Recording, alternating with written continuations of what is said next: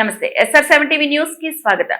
భగీరథ మహర్షి జయంతి వేడుకల్లో మాజీ మంత్రి నిరంజన్ రెడ్డి వనపర్తి జిల్లాలో భగీరథ మహర్షి జయంతిని పురస్కరించుకొని బుధవారం వనపర్తి పట్టణంలో జరిగిన వేడుకల్లో మాజీ మంత్రి సింగిరెడ్డి నిరంజన్ రెడ్డి పాల్గొన్నారు. భగీరథ చౌరస్తా మహర్షి విగ్రహాలకు పూలమాలలు వేసి ఘనంగా నివాళులర్పించారు.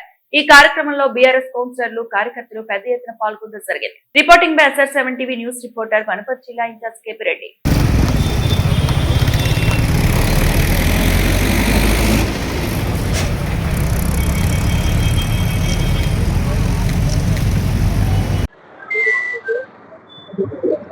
మహర్షి భగీరథ జయంతి సందర్భంగా ప్రయాణికానికి అందరికీ కూడా శుభాకాంక్షలు. ప్రత్యేకించి సగరులు చాలా పెద్ద ఎత్తున చాలా సగర్వంగా తమ ఆరాధ్యుడిగా కొలిచేటువంటి భగీరథ జయంతిని రోజు రాష్ట్ర వ్యాప్తంగా కూడా ఘనంగా జరుపుకుంటున్నారు. భగీరథుడు అంటేనే గంగను తీసుకొచ్చినటువంటి ఒక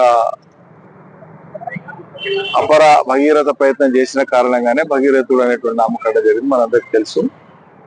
ఏదైనా పట్టుబట్టి ఒకటి సాధిస్తే దాన్ని ఒక భగీరథ ప్రయత్నంగా మనం కొనియాడుతాం. తెలంగాణ రాష్ట్రం సిద్ధించిన తర్వాత ప్రజలకు అవసరమైనటువంటి దాహార్తిని తీర్చి మంచినీళ్ళని ఇచ్చేటువంటి మహాద్భుతమైనటువంటి స్కీమ్ కు కేసీఆర్ గారు మిషన్ భగీరథ అనేటువంటి నామకరణం చేసి ప్రతి ఇంటికి ప్రతి గొంతుకు తడి చేసేటువంటి విధంగా నీటిని ఇచ్చేటువంటి విధంగా మంచినీటి పథకాన్ని అద్భుతంగా విజయవంతం చేసి దేశానికి ఆదర్శప్రాయంగా నిలిచినారు.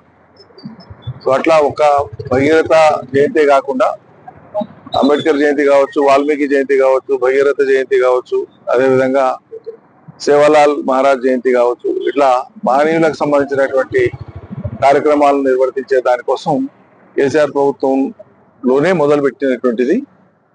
ఆయా సందర్భాల్లో జయంతులకు ప్రత్యేకంగా నిధులు విడుదల చేసి కార్యక్రమాలు జరుపుకునేటట్లు, మొక్కుబడిగా కాకుండా ఘనంగా జరుపుకునేటట్లుగా ప్రభుత్వమే బాధ్యత తీసుకొని చేయడం మొదలుపెట్టింది. దాని కొనసాగింపే ఇది. జై తెలంగాణ.